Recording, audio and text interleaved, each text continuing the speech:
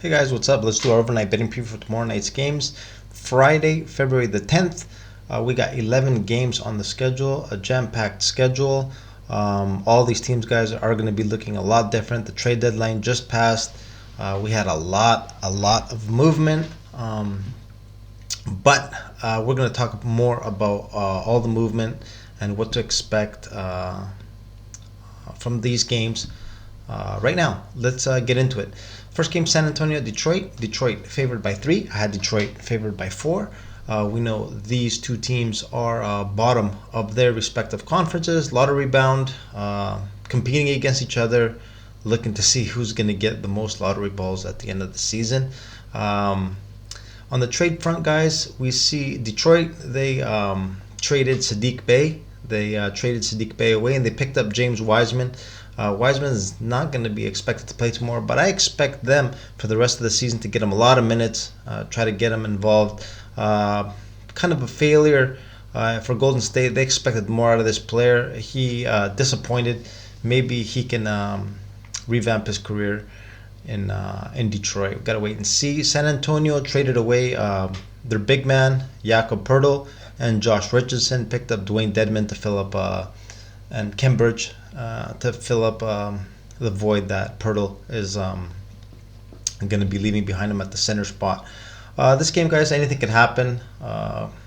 San Antonio could win. Detroit could win. It's a coin flip. Both teams, I think, are going to try their hardest to see who can lose. Next game, Phoenix at Indiana. Phoenix is a 1-point favorite. I had Indiana favored by 1.5. Phoenix guys going to be on the second night of a back-to-back. They were in Atlanta tonight.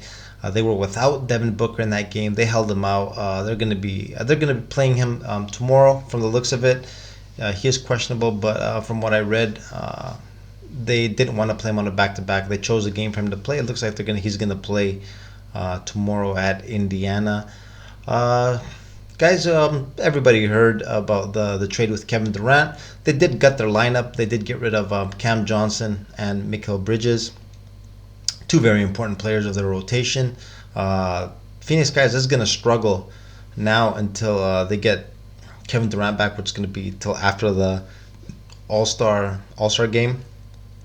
From what I read, this team is going to be on the hunt now with the players that are going to get waived and the free agents, the free agent market. They're going to be hunting free agents, veteran free agents to fill up their roster. Until they do that, guys, they might be struggling for a couple of games. I did have Indiana favored in this game. I didn't think that Phoenix would be favored, but the Devin Booker angle is giving him 1 point. I am kind of leaning towards a play with Indiana here. Indiana guys didn't really move anything away. They kept their roster intact. They actually added a couple of veterans, George Hill and Serge Ibaka, and picked up a nice young player from Milwaukee, Jordan Nwora. Good shooter. He's a good shooter. He should help the team. He will probably break the rotation. Serge Ibaka, George Hill, I wouldn't be surprised if they got bought out. In this game, guys, I am leaning the Pacers, but obviously we're going to have to look at it again tomorrow. Next game, New York at Philly. Philly is favored by 5. I had Philly favored by 5. This line is accurate. These two teams on the trade front, New York traded away Cam Reddish, a failed trade that they picked up from Atlanta last year. They had a lot of hopes that he'd be a good missing piece for them. Tom Thibodeau couldn't use it. He gave him a shot.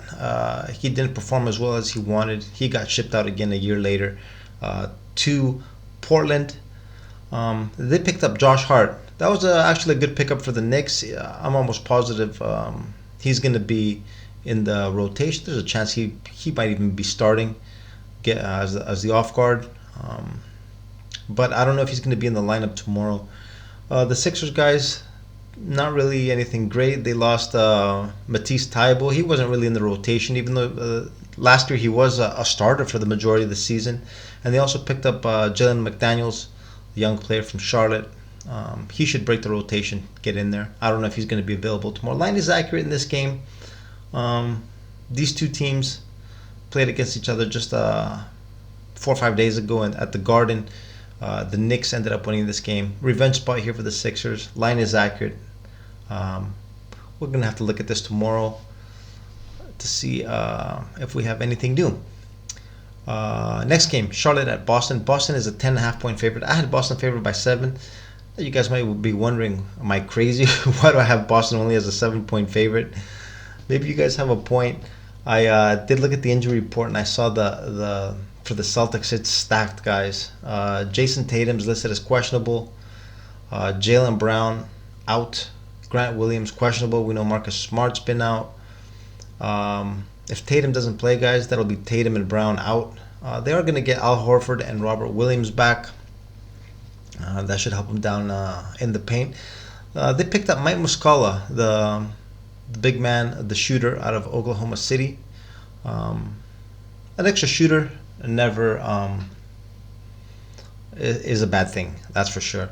Charlotte, guys, made some moves. Like I just mentioned, they gave up Jalen McDaniels. They also lost Mason Plumlee, their big man. They are totally breaking it up. This season is a failure for them. A lot of rebound. They kept everyone else intact. Gordon Hayward, Terry Rozier. His name was floating around in the trade rumors. He ended up staying on board. This game, guys, I don't know. Boston, we have to see Tatum's status in this game. They are obviously the favorite in this game. Charlotte did lose their big man and their wing player, 2 starters for them. It'll be a tough game. Boston, of course, is the favorite, but they are going to be missing some key pieces. We're going to look at this again tomorrow. A possible lead on Charlotte. These points might be a lot. We'll see. Next game, Utah at Toronto. Toronto is an 8-point favorite. I had Toronto favored by 7.5. Line is fairly accurate. Utah, guys, some strange moves. Cap clearing moves. Looks like they're not investing too much in a playoff run this season. Looks like they're going to be heading towards the draft lottery also. They lost Mike Conley. They traded Mike Conley, Vanderbilt, and Michael Beasley. They traded them away. They got Russell Westbrook in return, but from the sounds of it, he's going to get bought out, clearing up a ton of cap space. They're going to be looking forward to next season from the looks of it. The Raptors, guys, so crazy. For a couple of weeks now, we've been hearing just all these rumors about their players getting traded away. Van Vliet, Anunoby, and a bunch of other players. And at the end, nothing happened. All they did was ended up acquiring Jakob Poeltl. They ended up adding a player. Instead of trading players away, they added. In this game, guys, the Raptors are the favorite. I would be leaning Raptors just for the simple fact that Utah looks like they are not invested in the season anymore. Possible play on Toronto here with the -8. Next game, Houston at Miami. Miami 10.5-point favorite. I had Miami favored by 10. Another accurate line. Miami, guys, was not a player now in the trade deadline. No moves for them. Kept their roster intact. Even though there were some, I was hearing some rumors about Kyle Lowry possibly going back to Miami. Nothing played out over there. They kept their team intact. I don't know if they're going to be strong enough, guys, to go to make any kind of deep playoff run. Even though the last couple of seasons they have been strong. Who knows? They might look at some free agents. Russell Westbrook. I'm even hearing that he might want to go to South Beach. That would be interesting. It would be an interesting addition. He likes to play hard. Jimmy Butler, we know, likes hard-working players. He'd fit into that team. But they just kept their team intact, guys. Houston was a player here in the trade deadline. What was funny with them is they got John Wall again. After trading him last season, John Wall was talking a bunch of stuff about how the Rockets operate. They picked him back up. Most likely they're going to buy him out. I don't expect them to stay there. They also picked up Danny Green from Memphis. Some veterans over there. They didn't give up any other young talent, but nothing significant. Miami, guys, obviously the favorite here, but 10.5 points, especially with the Miami Heat. You guys know how I feel about betting on them. I just can't get a grip on them. We're already at the All-Star break, and I still cannot handicap this team. Next game, guys, Minnesota at Memphis. Memphis is an 8.5-point favorite. I had Memphis favored by 7.5. Memphis picked up a very, very good player, in my opinion, in Luke Kennard. I don't know why the Clippers let this guy go. I think he's very underrated. Very good pickup for the Grizzlies. A shooter, an experienced player, very, very intelligent player. I really like that addition to their team. The Timberwolves, they picked up Mike Conley after trading away D'Angelo Russell to the Lakers. They also picked up Alexander Walker. A couple of players to fill up the backcourt to make up for the loss of D'Angelo Russell. Definitely a downgrade with Conley. Conley is a veteran. He should be a good mentor towards Anthony Edwards and the rest of the guys over there. He's teaming back up with Rudy Gobert from Utah.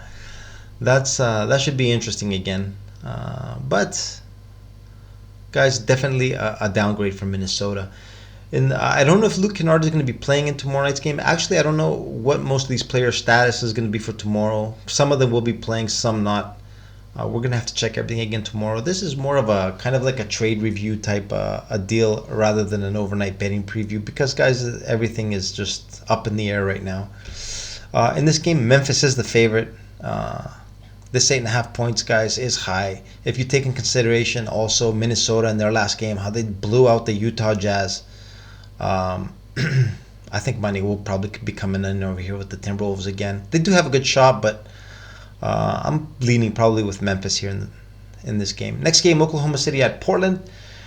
I had Portland as a 3-point favorite. They are 3.5 points. A 3.5-point favorite. Line is very accurate.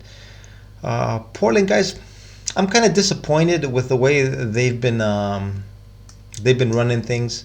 They traded away Josh Hart and picked up Cam Reddish. Cam Reddish, he failed in Atlanta, failed in New York. I don't know what kind of trade that was. They also picked up Matisse Thybulle. He's a good defender, but he lacks on offense.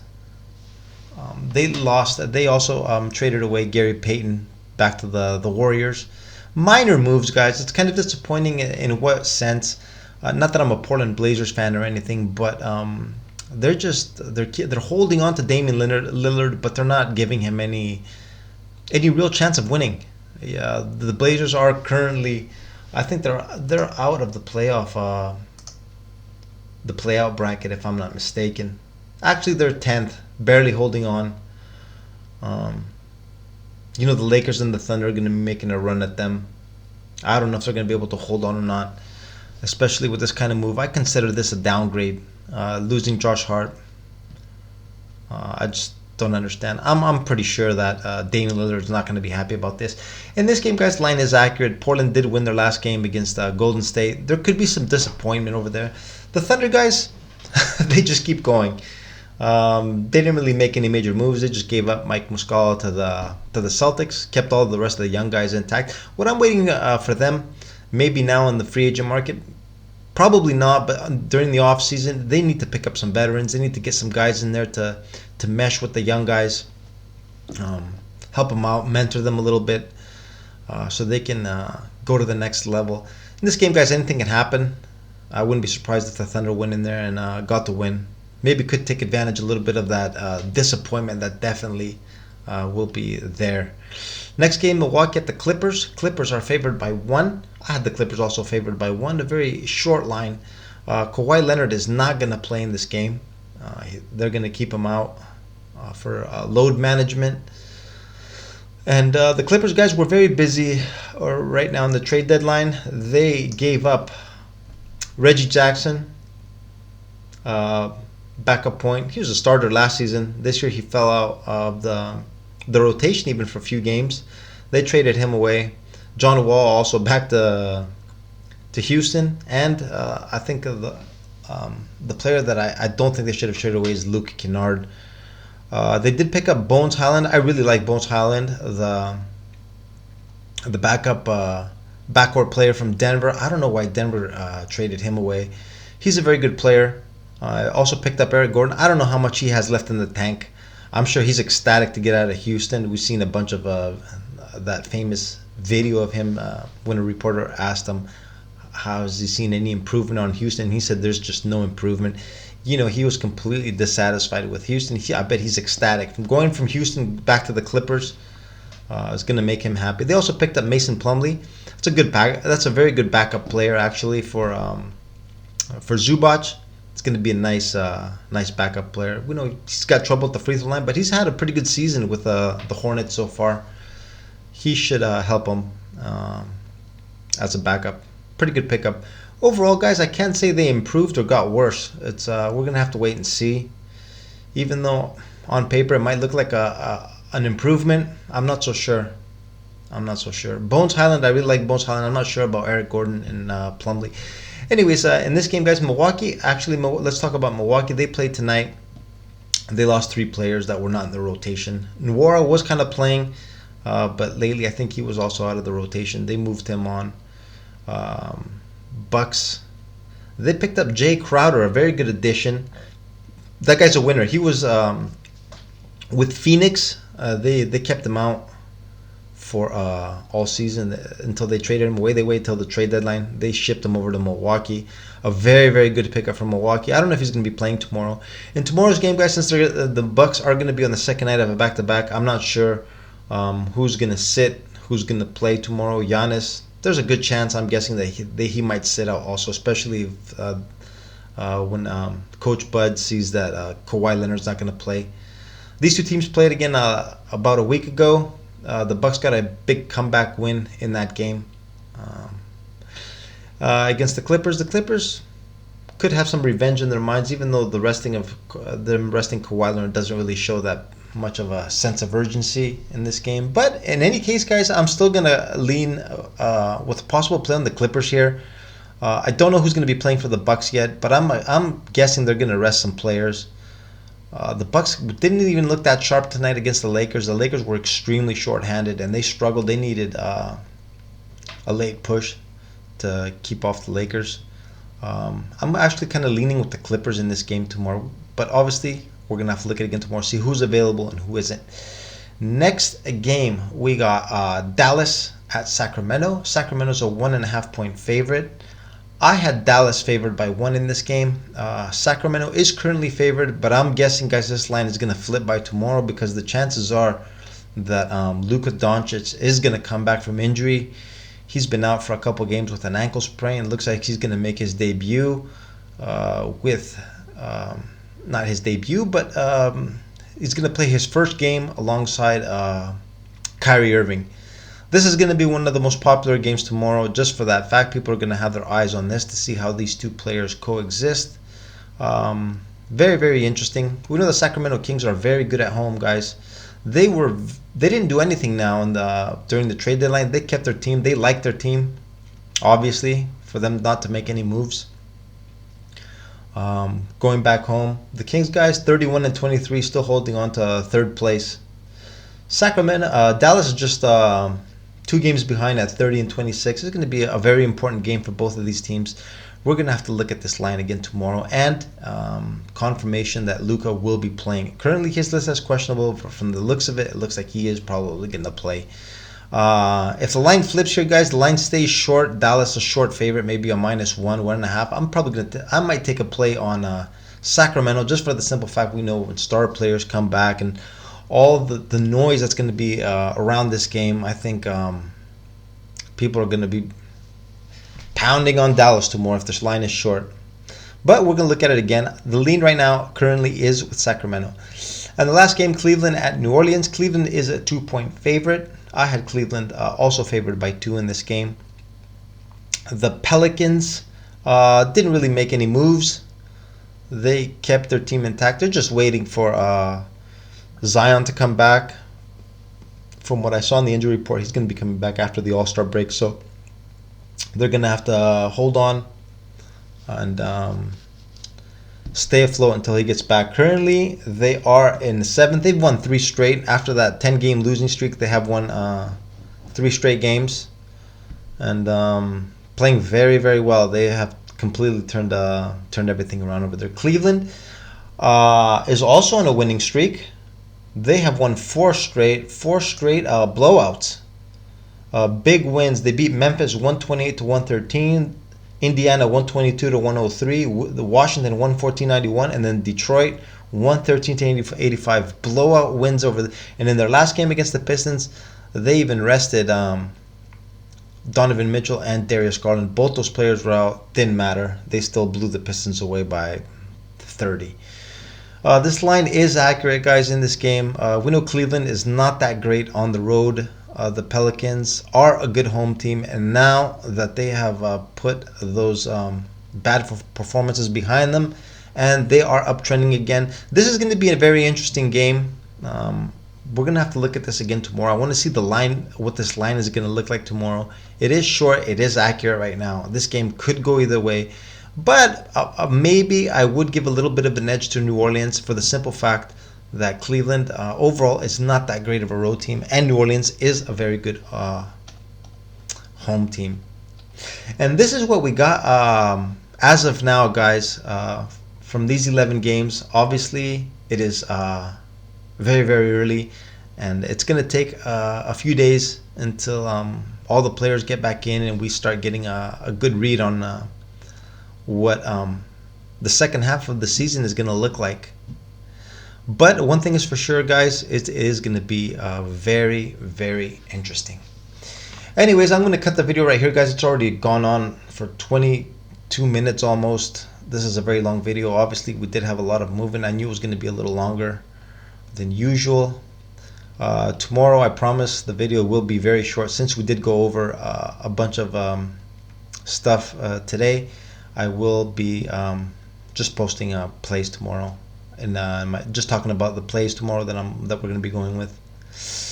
And anyways, guys, that's it. I'm going to cut the video right here. Make sure, guys, to subscribe. Make sure to subscribe to the channel and hit the notification bell to get alerted when my videos come on.